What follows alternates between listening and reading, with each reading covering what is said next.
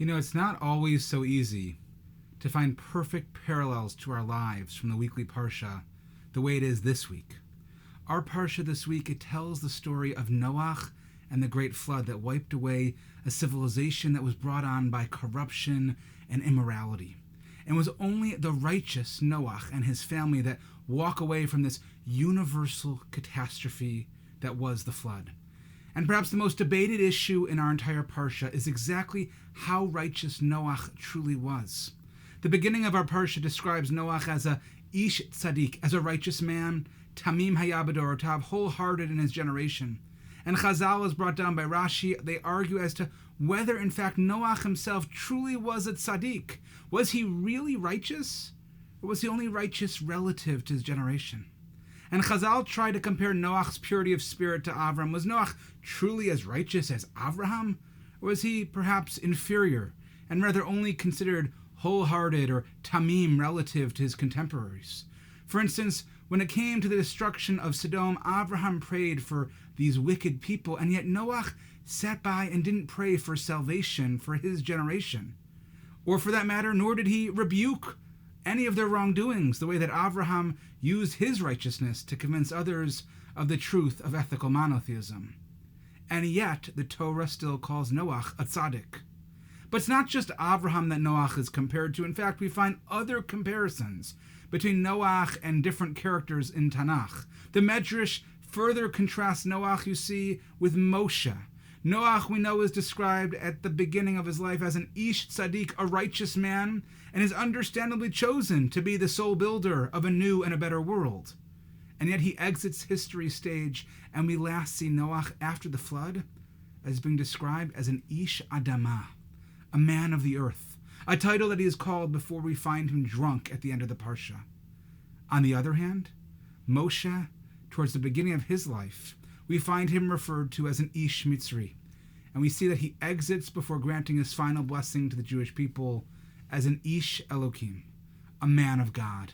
And while this is certainly a fascinating comparison that perhaps challenges us to think about the way that we interact with others in our religious life, the one thing that both these men have in common is that throughout their lifetime, they change. They start in one place and end up somewhere very different.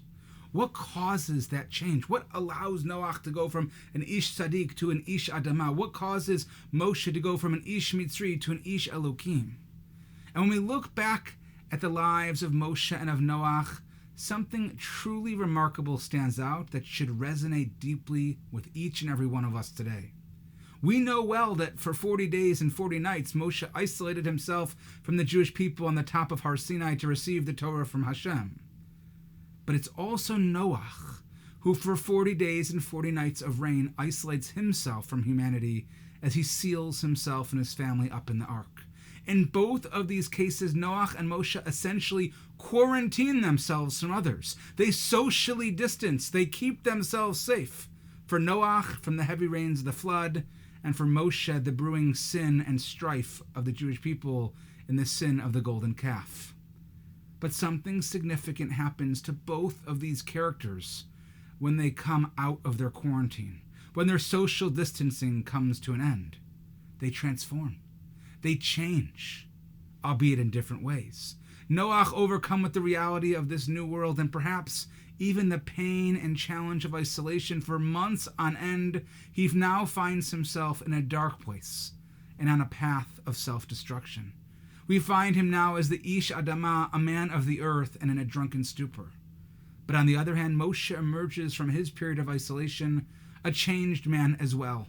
This time with a new maturity, a new outlook on life, as he now prays on behalf of the Jewish people like he's never done before for God's mercy. In fact, the Torah even describes Moshe as having rays of light shining off of his head, literally a changed person, no longer the ish mitzri, but now literally the ish Elokim, the man of God. You see, when you isolate yourself from others the way that we have been doing over the last 6 months, it would be a mistake to think that we are not changed and affected, that we could ever go back to quote-unquote normal, to how things used to be. We, like Moshe and Noach, have all been changed. We are different than ever before. For some of us, that means new or ongoing struggles, heaven forbid, with mental illness, with anxiety, depression, higher levels of stress and uncertainty. For others, we've emerged with new perspectives on what we most value, on our health, our family, our community, our Yiddishkeit. And how we respond to these changes, not only as individuals, but also as a community. That is what will define us for years to come. And in that sense, that's what makes the end of our Parsha so significant.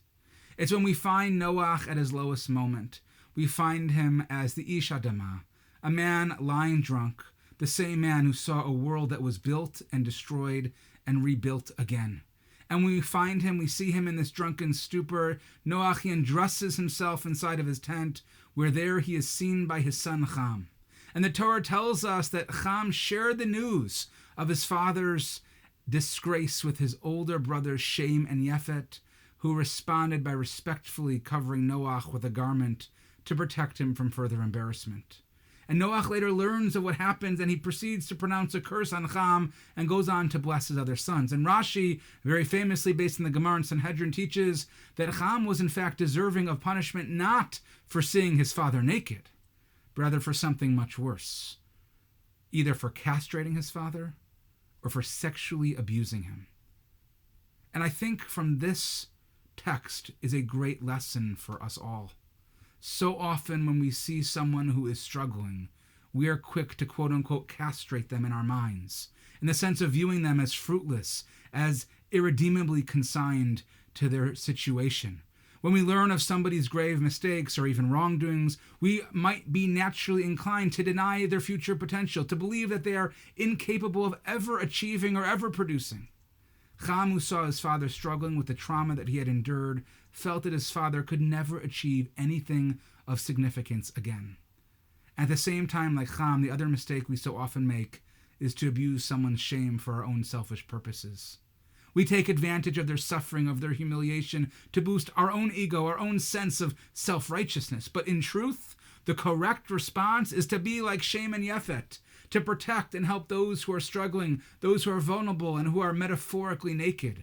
Rather than view Noach as helplessly condemned to this situation or to feed their own egos off of his shame, they chose to preserve his dignity. They recognized the importance of maintaining respect for people even after they have struggled, even in their states of vulnerability. They realize that all people have quote-unquote nakedness, that everyone has challenging aspects of their characters and their past, and that all people deserve dignity and respect. And we learn from this story the importance of respecting people for their admirable qualities, even if their quote-unquote nakedness has been exposed, even upon discovering the challenges that they are living with, rather than condemning them to eternal shame or utilizing their struggles to bolster our own feelings of pride. And so, friends, this is our challenge in 2020 and for this new year, 5781.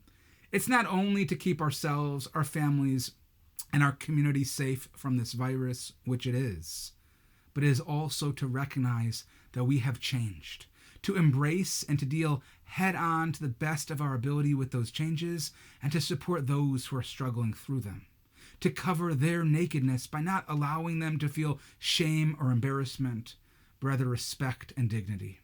And if we can do that, then we truly can fulfill God's divine mandate of our entire Parsha, which is rebuilding a better, a more just, a loving, and a more compassionate world. Shabbat Shalom.